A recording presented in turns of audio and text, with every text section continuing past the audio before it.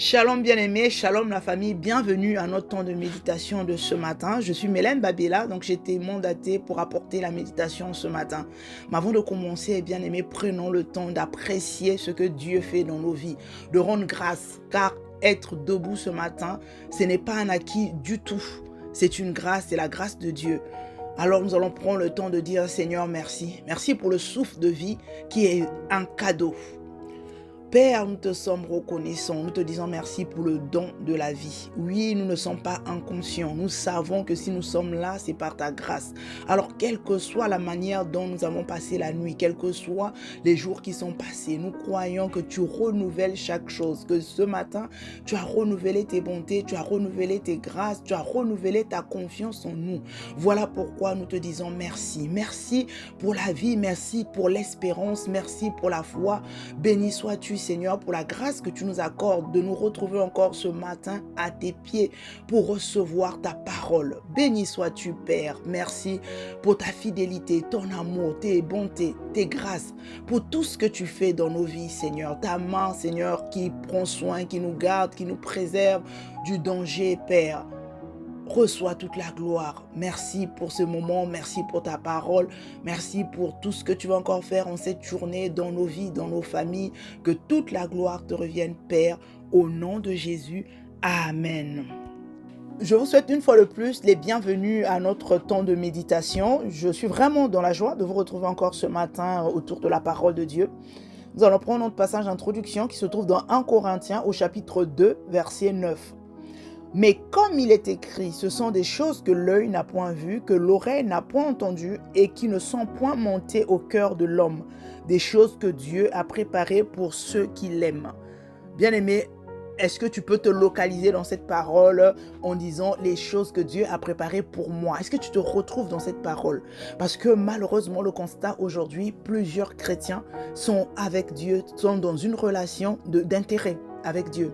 Ils sont venus à Dieu parce qu'on leur a peut-être promis des choses en disant si tu viens à l'église, tu viens prier, tu n'auras plus de problème, tu viens prier, tu auras de l'argent, voilà, tu vas retrouver à l'église ton mari, ta femme. Bref, il y a tellement de raisons, de motivations qui ont mené des personnes à venir à Dieu, entre guillemets, je pourrais dire, donc à venir simplement à l'église. Et aujourd'hui, on voit des chrétiens qui font des choses simplement parce qu'ils attendent de Dieu. On attend tellement de Dieu aujourd'hui. Dieu doit donner. Il est le papa qui doit donner encore et encore. Et quand ça ne vient pas ce qu'on attend de Dieu, c'est la frustration, c'est le découragement. Parce qu'on veut tellement qu'il donne. On ne cherche plus la présence de Dieu. On ne cherche plus à réjouir le cœur de Dieu. Mais on veut ce que Dieu donne. La main de Dieu doit me donner. Dieu doit faire. Et même quand on obéit, il y a l'obéissance qui se fait derrière. Parce qu'on attend que quand Dieu donne un principe, quand Dieu donne une loi, il y a une bénédiction qui est attachée. Et alors, quand on fait la chose, on s'attend directement à cette bénédiction. Hier matin encore, le pasteur nous parlait de ça quand il disait, il y en a aujourd'hui qui donnent leur dîme, non pas par obéissance à Dieu, mais ils donnent la dîme en s'attendant à ce que Dieu leur retourne au centuple, ou bref, parce qu'ils ont entendu que c'est comme ça que j'aurai la bénédiction. Donc ils sont motivés, ils donnent la dîme. Et quelques mois après, si je n'ai pas d'argent, mais pourquoi? Parce que je donne ma dîme. Et pourquoi et comment?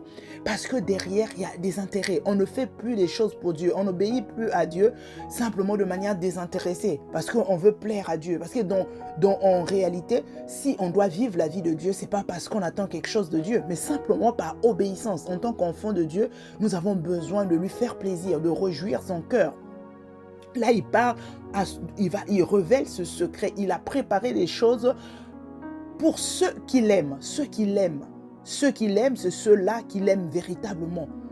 Est-ce que toi et moi, si Dieu nous voit de là où Dieu peut nous dire, peut nous identifier en disant, voici mon fils bien-aimé, voici ma fille bien-aimée, comme il a dit pour le Seigneur Jésus. Il a dit, il a témoigné, il a voulu témoigner au monde en montrant que voici, écoutez-le, c'est mon fils bien-aimé. En lui, j'ai toute ma confiance parce qu'il a vu comment le Seigneur Jésus fonctionnait, comment il opérait, quelle attitude il avait, quel comportement il avait, quel témoignage. Toutes ces choses-là ont plu à Dieu. Et Dieu a témoigné publiquement. C'est lui, mon fils bien-aimé. En lui, j'ai toute ma confiance. Est-ce que tu cherches à ce que Dieu parle comme ça de toi? Bien-aimé, c'est ça qui est important. On veut que Dieu nous donne, oui, Dieu, à lui appartient toute chose. En lui, il y a tout. Nous sommes bénis de toutes sortes de bénédictions en Christ. C'est très bien. Toutes ces choses, c'est bien. On ne nous interdit pas aussi de revendiquer les bénédictions de Dieu. Mais est-ce que dans un premier temps, on peut nous aussi discerner quelle est la volonté de Dieu pour nous? Qu'est-ce que Dieu attend de nous concrètement? Oui, je suis dans l'église, mais qu'est-ce que Dieu attend de moi dans la situation? Comment Dieu attend que je me comporte? Il dit de ne pas se conformer, dans Romains 12, 2, il dit de ne pas se conformer au siècle présent, mais qu'on soit transformé par le renouvellement de l'intelligence. Donc, ne vous conformez pas au siècle présent, mais soyez transformés par le renouvellement de l'intelligence afin de discerner ce qui est bon, agréable et parfait à Dieu. Bien aimé, il nous dit ce genre de paroles parce qu'il attend que nous soyons agréables. Il attend que nous réjouissons son cœur. Et même tout ce dont nous avons besoin, quand nous réjouissons le cœur de Dieu, nous n'avons plus besoin de demander.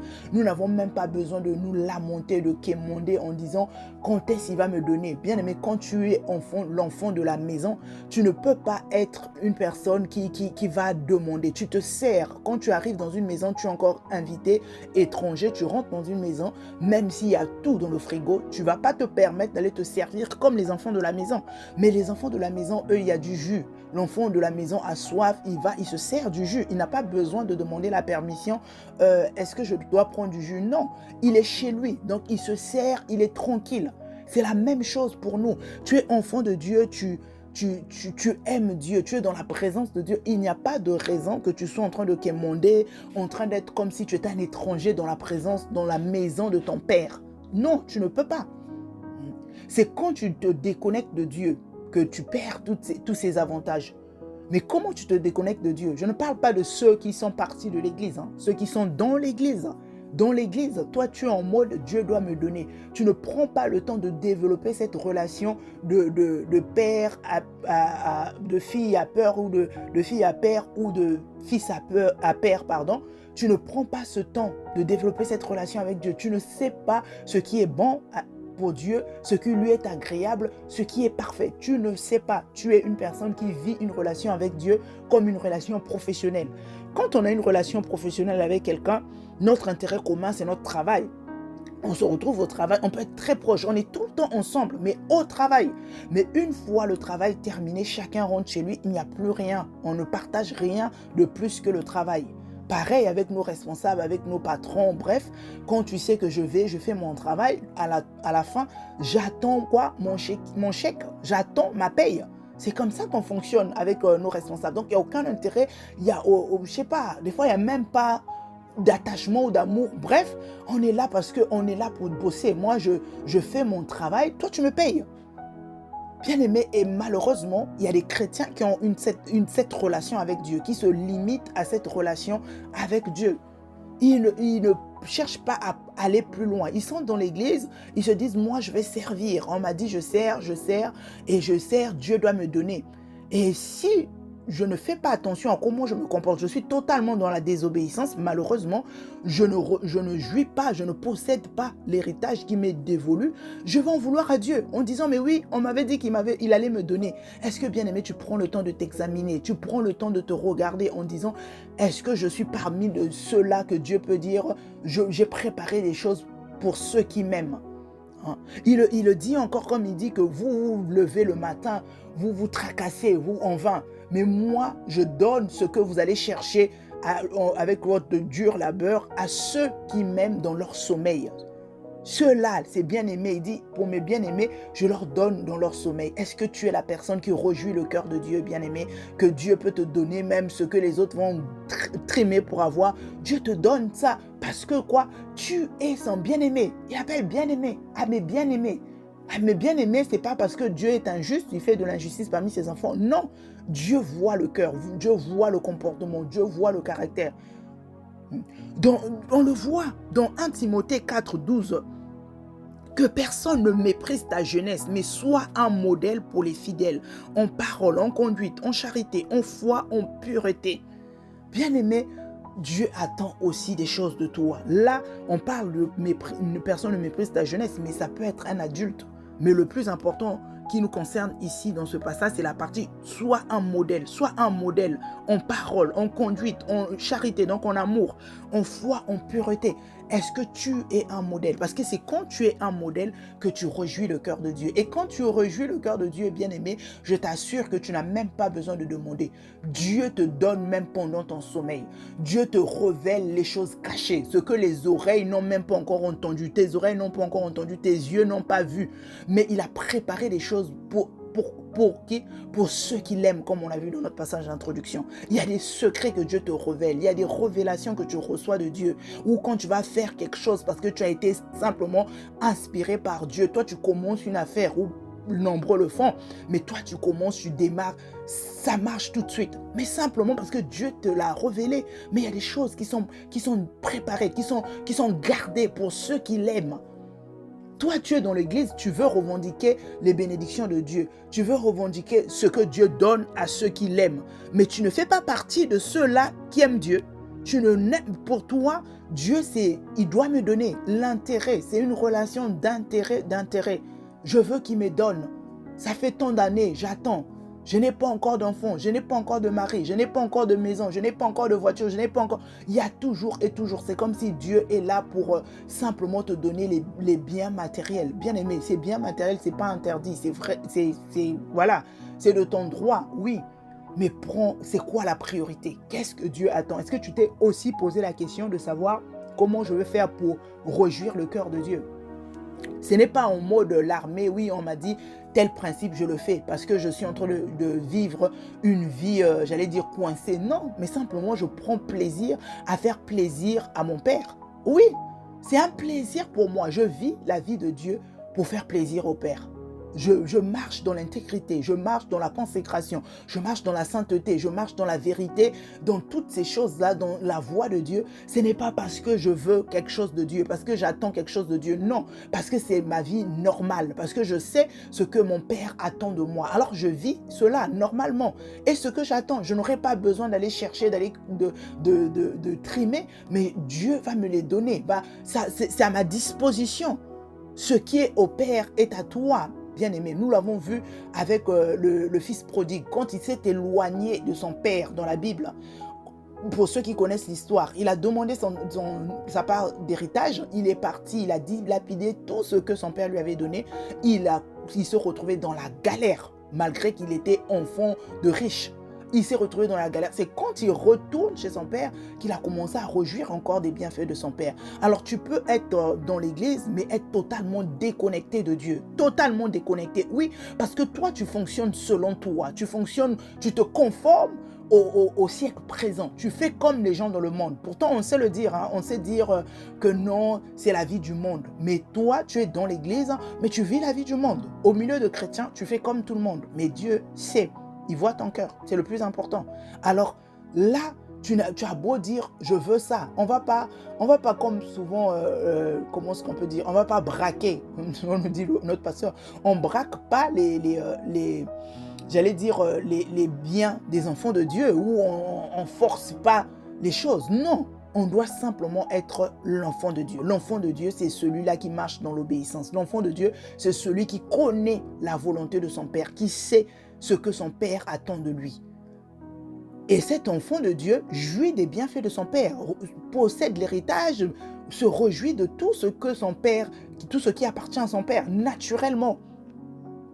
Naturellement, on l'a vu avec nos parents biologiques. Nos parents biologiques. Quand tu fais plaisir à ton parent, il te donne ce que ton cœur désire. La Bible dit aussi, fais de l'Éternel tes délices, il te donnera ce que ton cœur désire. Bien-aimé, il te donnera ce que ton cœur désire. Et moi, je l'ai vu même avec les parents biologiques. J'ai vu avec les parents physiques. Quand tu fais plaisir à ta maman, elle te donne même ce qu'elle avait caché, qu'elle ne voulait pas te donner. Tu fais plaisir à ton père, peu importe, mais tu sens qu'on te donne ce qui est caché. Tu as des privilèges. Ce n'est pas parce que tu es préféré des parents, mais c'est simplement parce que tu fais la joie du Père, parce que tu réjouis le Père. Le Père va sortir même un billet qui était caché, simplement parce que tu lui as dit, je veux ces chaussures. Il a dit, mais mon enfant là me fait tellement plaisir. Son comportement est exemplaire. Ça me plaît. Donc je veux aussi lui faire plaisir. C'est naturel, bien-aimé, c'est naturel. Dieu n'est pas injuste, mais Dieu identifie aussi les personnes qui l'aiment. On a vu pour David, quand Samuel, il a dit, quand Samuel se plaignait ou Samuel se pleurait sur le fait que Saül, ça fonctionnait pas. Dieu a dit, arrête de pleurer sur Saül. Moi, j'ai trouvé qui l'homme selon mon cœur. L'homme selon mon cœur. Il a parlé du roi David. Il a dit, c'est lui qui sera roi. Alors ne te lamente plus, ne te plains plus pour Saül. Lui là, je l'ai rejeté. Parce que quoi, j'ai trouvé l'homme selon mon cœur. Donc parmi les enfants de Dieu, Dieu va identifier aussi. Dieu va dire, voici l'homme selon mon cœur. Voici la femme selon mon cœur. Voici ma fille bien-aimée. Voici mon fils bien-aimé. Bien-aimé, c'est ça qu'il s'agit. Tu dois, toi aussi, chercher à plaire au cœur de Dieu. Aujourd'hui, quand on voit les chrétiens, ils cherchent que des versets qui les arrangent. C'est que les versets, tu seras la tête, non la queue, non, je sais pas moi, les versets où nous marchons sur les serpents, les scorpions, sur toute la puissance de l'ennemi, nous déclarons ceci, mais il n'y a plus cette partie où j'ai besoin de Dieu. Ces passages où on dit... j'aime ta parole. Ta parole est comme du miel à mon palais. Ça là, les personnes ne recherchent plus ça. Combien j'aime ta parole. Elle est tout le jour l'objet de ma méditation. Ça, c'est des passages bibliques que les gens n'aiment pas prononcer. Les chrétiens ne veulent plus de ce genre de passages. Les passages qui t'emmènent à la quête de Dieu. Où la Bible te dit, tu marches selon l'esprit, tu n'accompliras pas les œuvres de la chair. Ça ne convient pas aux chrétiens. Maintenant, ce que certains chrétiens veulent, c'est là où Dieu me donne des bénédictions, là où le bonheur, la grâce t'accompagne. Ça, c'est des passages qu'on connaît par cœur, qu'on déclare, qu'on proclame. Mais le besoin de Dieu, le besoin de réjouir le cœur de Dieu, on ne trouve plus, ça devient rare. Ça devient rare. La relation d'enfant de Dieu, où on a une relation... on est tellement passionné de Dieu. C'est pas pour rien que Dieu a trouvé David, le roi David, l'homme selon son cœur. Quand nous lisons les psaumes, bien-aimés, quand tu lis les psaumes, tu vois combien il était passionné. C'est lui qui a dit « Combien j'aime ta parole ». Elle est tout le jour, toute la journée, l'objet de ma méditation. C'est lui qui dit « Je dévance l'aurore ». Et je commence déjà à méditer ta parole. Il a tellement dit des choses sur la parole de Dieu, sur la présence de Dieu. Et il dit, je suis dans la joie. Il me dit, allons dans la maison de Dieu, de l'Éternel. Donc, bref, on voit que c'est quelqu'un qui était passionné de Dieu. C'est quelqu'un qui aimait Dieu. Bien aimé, c'est cette attitude qu'il faut chercher. C'est chercher à aimer Dieu. Aucun père naturel, physique, ne peut voir son enfant l'aimer par intérêt. Ni père, ni mère. Aucun parent, en tout cas, n'attendra que son enfant l'aime par intérêt. Les parents, de fois, qui sont distants, qui n'ont pas forcément, qui ne vivent pas ensemble avec leurs enfants, quand ils voient que son enfant s'approche de lui simplement pour demander quelque chose, une fois, deux fois, au bout d'un moment, le parent, la maman ou le papa va se rendre compte que mais cet enfant, quand il vient, c'est toujours par intérêt. Ce n'est pas du tout intéressant, bien aimé. Ce n'est pas du tout intéressant. Aucun père ne peut être fier d'un tel enfant. Aucune mère d'ailleurs aussi. Donc nous avons besoin simplement d'aimer nos parents. Ils attendent à ce qu'on les aime. Ils attendent à ce qu'on se comporte d'une manière pour leur faire plaisir sans intérêt, sans rien attendre en retour. Alors à combien plus forte raison Dieu? Qu'est-ce qu'il attend de nous? Est-ce que tu t'es déjà posé cette question? Mais oui, Dieu t'a créé. Pourquoi? Pour des bonnes œuvres qu'il avait préparées d'avance. Pour que quoi? Pour que tu les pratiques. Il veut t'utiliser pour que tu sois une source de bénédiction. Que tu puisses bénir les autres. Tu as été sauvé pour être un instrument de salut. Est-ce que ça, tu penses aussi à ça ou tu penses juste à ce qu'il donne? Mais bien aimé, je veux juste te dire que ce que Dieu a, ce que Dieu possède, il le donne naturellement à ceux qui réjouissent son cœur. Donc, tu n'as même pas besoin de trop chercher. Tu n'as pas besoin de forcer. Tu as simplement besoin de réjouir son cœur et lui répond ses bénédictions en abondance. Et simplement, tu bénéficies de ce qui est à lui. Encore le fils prodigue, quand il est rentré à la maison, quand il est revenu, son père a fait la fête et son frère qui est à côté, qui dit au père, mais toi, ton papa, mais ton fils là, il est parti, il a dilapidé ton argent, mais il revient, tu te réjouis. Le père lui a répondu quoi? Il a dit, mais toi, tu es toujours avec moi, toi, tu me sers ici. Ce qui est à moi est à toi. C'est la même chose. Toi, tu n'as pas de problème. Toi, tu es exemplaire. Toi, tu es modèle. Donc, ce qui m'appartient, t'appartient. Tu peux même prendre une vache, faire la fête avec tes amis. Ce qui est à moi est à toi. Bien aimé, tu dois être capable, toi aussi, d'être identifié par Dieu comme la personne qui réjouit son cœur, comme bien-aimé de Dieu. C'est ça. Tu dois être toi aussi être trouvé agréable à Dieu. Tu dois être trouvé quelqu'un qui plaît à son cœur, simplement réjouit son cœur. Quand il te voit, il voit ta vie, il voit ton comportement, il se dit voici ma fille, voici mon fils. Aujourd'hui, bien-aimé, tu dois penser à ça aussi. Quand je parle de ça, je ne parle pas de ce que tu fais de manière visible, au vu et au su des autres, non.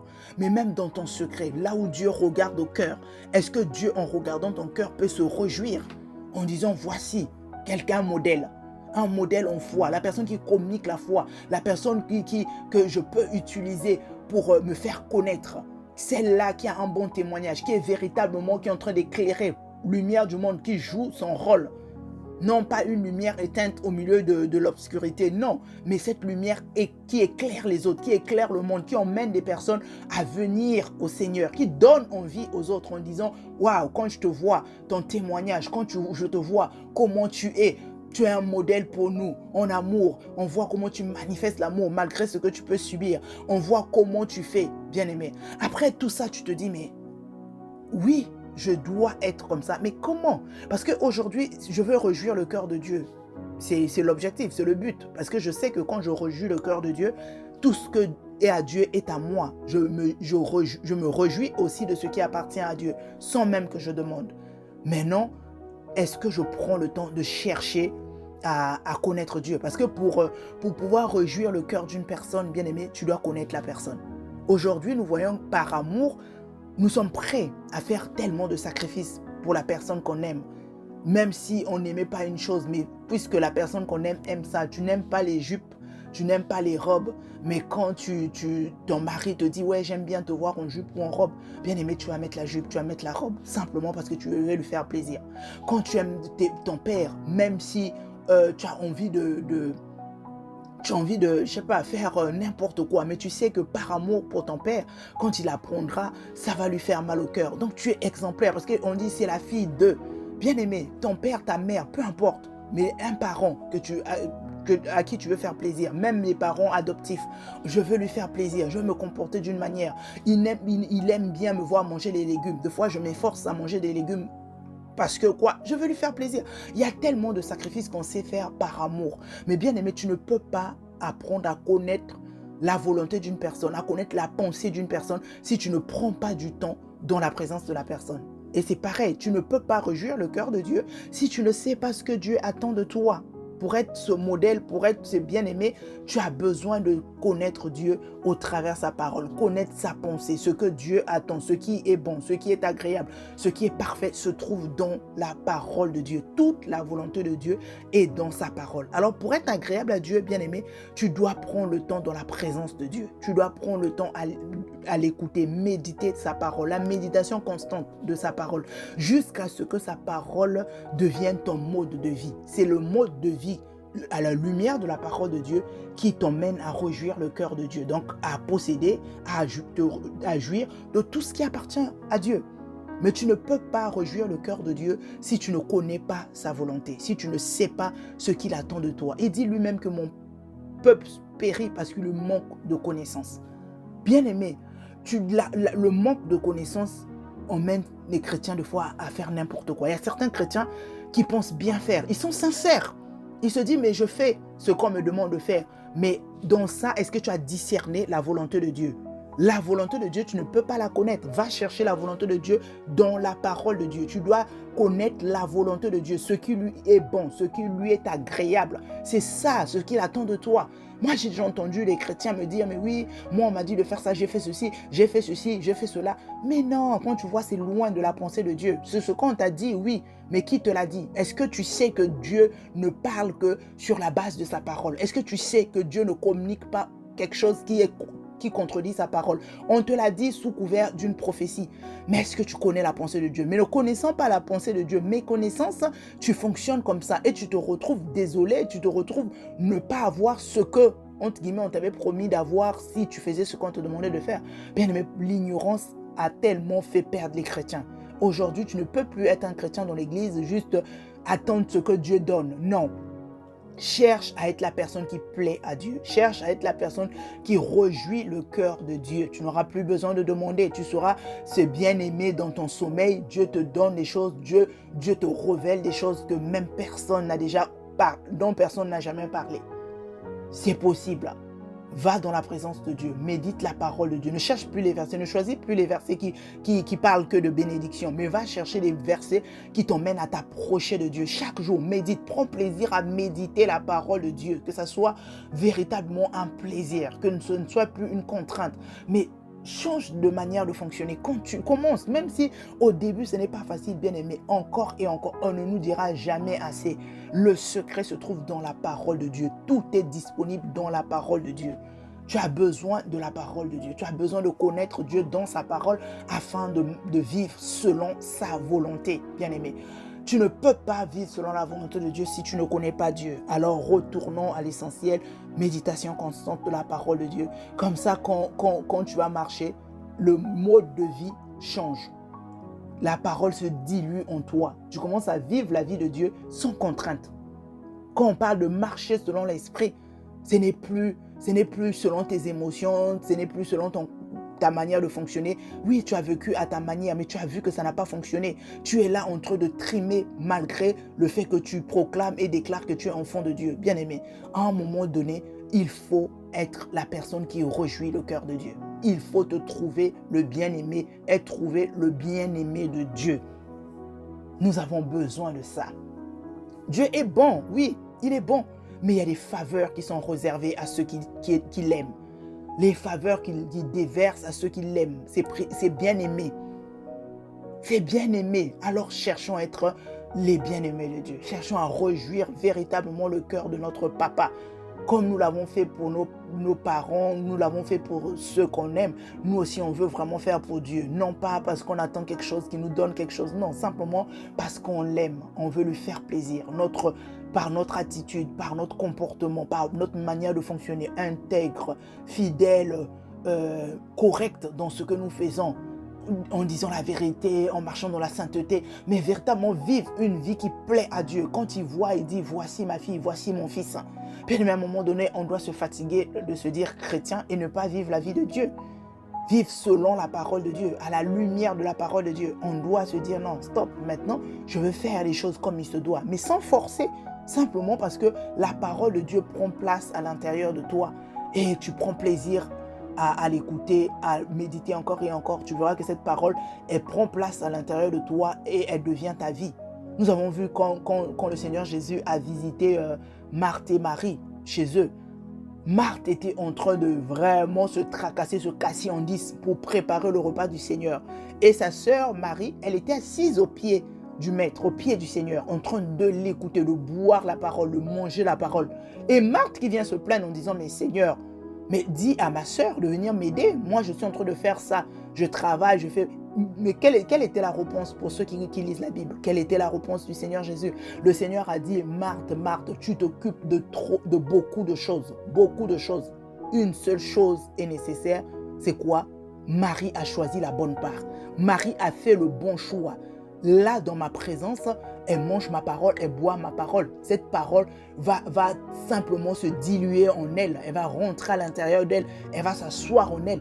Et sa vie ne peut qu'être impactée. Sa vie sera influencée par la parole et non plus par les émotions ou par les attitudes de ce monde, mais par ma parole. Parce que ma parole aurait pris place à l'intérieur d'elle.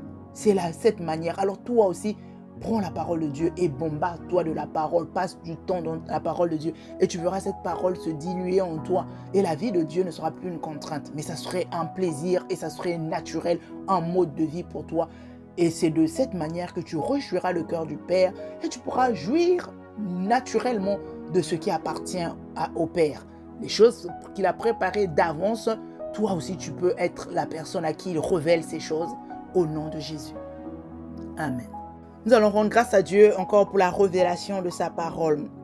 Père, nous te sommes reconnaissants. Nous te disons merci. Merci pour ta parole. Merci parce que ta parole nous enseigne, ta parole nous édifie et ta parole nous emmène véritablement à nous ajuster.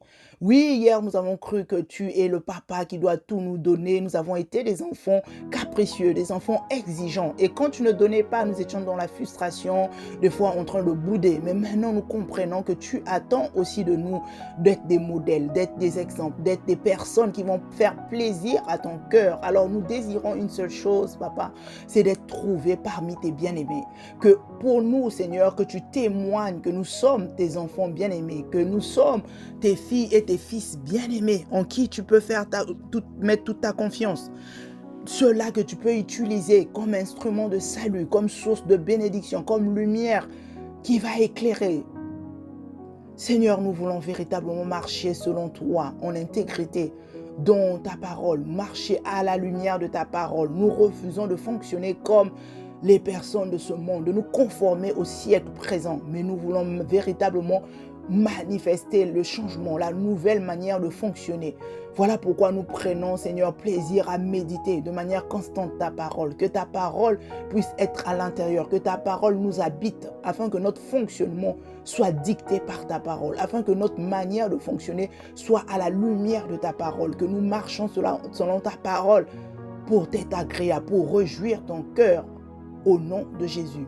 Seigneur, nous savons que quand nous réjouissons ton cœur, nous n'avons même pas besoin de quémander, de nous lamenter, de chercher, de trimer, mais nous avons tout en toi.